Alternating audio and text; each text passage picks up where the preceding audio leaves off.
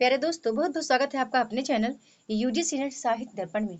तो जैसा कि आपको पता है कि इस चैनल के माध्यम से मेंटेन नेट जेआरएफ से टीजीटी पीजी की तैयारी करते हैं।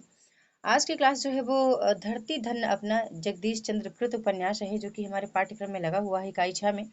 हम इसकी बात करते हैं, इसके प्रमुख प्रमुख तथ्यों को बात करेंगे जहाँ से परीक्षा में प्रश्न पूछे जाने की संभावना है। और ये जो उपन्यास है धरती धन अपना, पंजाब के दोआब क्षेत्र के दलितों की कहानी है, जिसे लेखक ने मुख्य पात्रों काली व ज्ञानों की कहानी के जरिए हमारे सामने रखा है।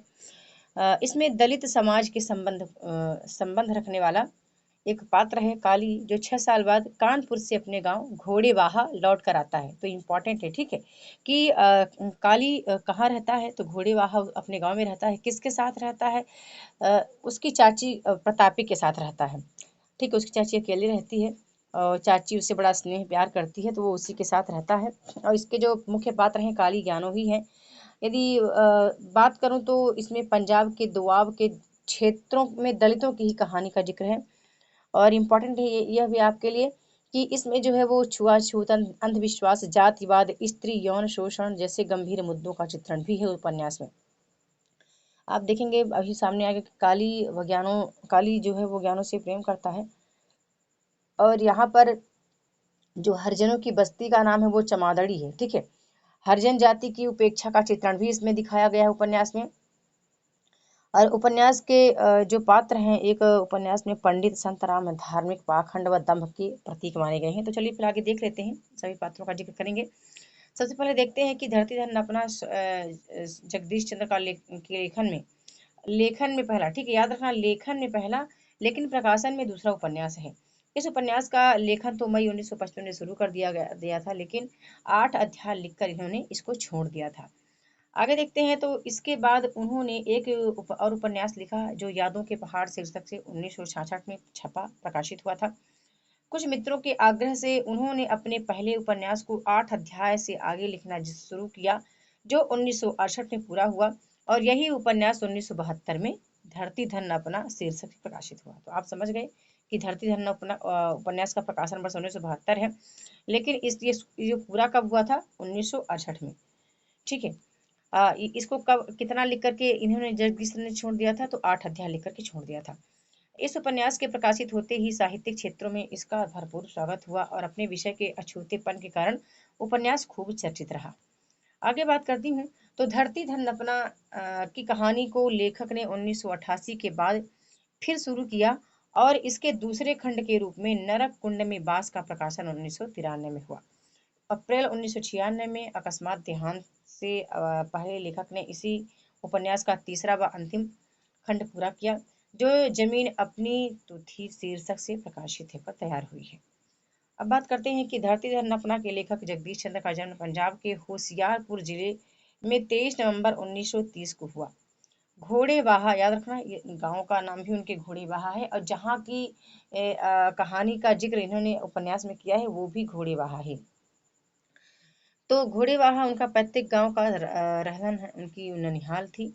तसुहा व जालंधर में उनकी शिक्षा दीक्षा हुई। उन्होंने अर्थशास्त्र में एमए की उपाधि प्राप्त की और फिर सरकारी नौकरी में अनेक जगहों पर रहे। सेवानिवृत्त होकर वे जालंधर में रहने लगे और यहीं पर 10 अप्रैल 1996 को अकस्मात उनका निधन हो गया। इसके प्रमुख पात्र हैं काली, मुख्य पात्र है, ज्ञानो काली की प्रेमिका है, प्रतापी काली की चाची है, जस्सो ज्ञानो की माँ है, मंगू जानो का भाई है। तो ये देखो, याद रखना भाई, ये पात्र बिल्कुल आपको याद रखना पड़ेगा। चौधरी हरनाम सिंह गांव के चौधरी हैं। विशन दास डॉक्टर हैं। अन्य पात्र हैं शिवराम, पंडित संतराम, यही पंडित संतराम है, जो धार्मिक पाखंड व धर्म के प्रतीक हैं। बंतु है, सिद्धू है, अमरुद है। ठीक है, आगे पात्र आता है दीनू, लच्छो, हरदेव, नाहर सिंह, नंद सिंह आदि। तो अभी आपको याद रखना पड़ेगा, मतलब काली की ताई है निहाली, ठीक है, निहाली का बेटा जीतू है, और मंगू की बहन जो है, मंगू की बहन कौन है? ज्ञानो है, ठीक है। तो अब आगे बात करते हैं, चलिए आगे देख लेते हैं कौन कौन से क्या पात्र हैं। तो धरती धन अपना उपन्यास का आरंभ होता है काली के 6 साल बाद कानपुर से अपने गांव घोड़ेवाहा लौटने से। गांव में काली की एकमात्र संबंधी उसकी चाची प्रतापी रहती है। उसके माता पिता व चाचा के देहांत हो चुका है। काली को उसके चाचा चाची ने पाल पोस कर बड़ा किया, क्योंकि उसके माँ बाप उसके शैशव काल में ही चले गए थे। है ना, हम जानते हैं कि काली के माता पिता नहीं थे और उसकी चाची चाचा ने उसको बड़े प्रेम से पाल पोस कर बड़ा किया। काली का पिता मारखा मारखा मारवा गांव का चर्चित पहलवान था। उसके गांव लौटने के एक मात्र कारण चाची से उसका मोह ही था। पौ फटने पर काली गांव के पास पहुंचता है। गांव में 6 सालों में कोई तब्दीली नहीं हुई है। गलियों के कुत्ते भौंक भौंक कर काली का स्वागत करते हैं और घर में चाची को जीवित पाकर काली प्रसन्नता से अभिभूत होता है। काली के लौटने की सूचना पूरे मोहल्ले को शक्कर बांटकर देती है। 6 वर्ष के कानपुर प्रवास ने काली और गांव वालों के बीच एक दूरी सी आ गई है। समारोह में मोहल्ले में एक कोठा भी अभी तक पक्का नहीं हुआ है। मोहल्ले की औरतें काली से हंसी मजाक कर उसका अजनबीपन दूर करती हैं। 6 साल कानपुर में मजदूरी कर काली कुछ कमाई करके लौटा है। इससे चमार होने पर भी गांव में उसके व्यक्तित्व का कुछ प्रभाव पड़ता है और कुछ गांव वासी उसे बाबू कालिदास कहते हैं। स्वाभाविक सी बात है, जब कोई व्यक्ति अच्छा पैसे वैसे कमाने लगता है तो उसका भी रुतबा बढ़ जाता है। साथ में जो उससे बिहेव करते हैं वो भी काफी रिस्पेक्ट लैंग्वेज में बात करते हैं। तो धरती धन अपना में दलितों के जीवन की त्रासदी को सृजनात्मक रूप में प्रस्तुत किया गया है। उपन्यास लेखक ने उपन्यास रचना की पृष्ठभूमि में इस उपन्यास के उन यथार्थ पहलुओं पर प्रकाश डाला है जिसे प्रत्यक्ष देखकर लेखक के अंतर्मन में बहुत गहरे कहीं उथल पुथल मच गई थी। वास्तविक जीवन की घटनाएं और स्थितियां लेखक के मन में कचोटती थी, लेकिन जब जब लेखक को इन घटनाओं के विश्लेषण की क्षमता हासिल हुई तो उन्होंने अपने अनुभवों को अपनी विश्लेषण दृष्टि से के साथ धरती धन अपना के औपन्यासिक रूप में ढालकर प्रस्तुत किया। परिणामतः एक ऐसी मार्मिक कृति सामने आई जिसमें दलित जीवन यथार्थ के त्रासद रूप में अत्यंत प्रभावी रूप में सामने आई। लेखक इस उपन्यास की भूमिका में लिखते हैं कि मेरा यह उपन्यास मेरी किशोरावस्था की कुछ अविस्मरणीय स्मृतियों और उनके दामन में छिपे एक अदम्य वेदना की उपज है। ठीक है, आगे निष्कर्ष से बात करते हैं।